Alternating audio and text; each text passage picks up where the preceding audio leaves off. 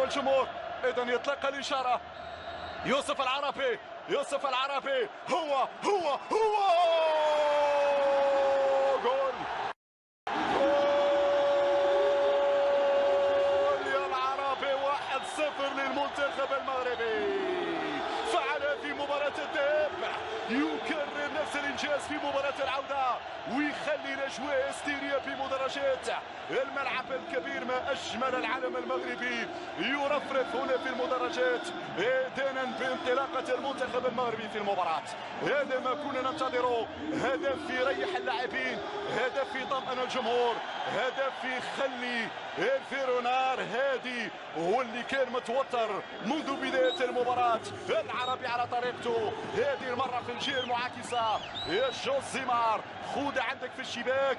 العربي لا يضيع، العربي لا يضيع في مثل هذه المناسبات مع الأندلسي غرناطة. يسجل الهدف. إذا 1-0 المنتخب المغربي يتقدم. أشير بأن منتخب الراس الأخضر يلعب ب10 عناصر فقط، يلعب ب10 عناصر فقط مشاهدينا الكرام.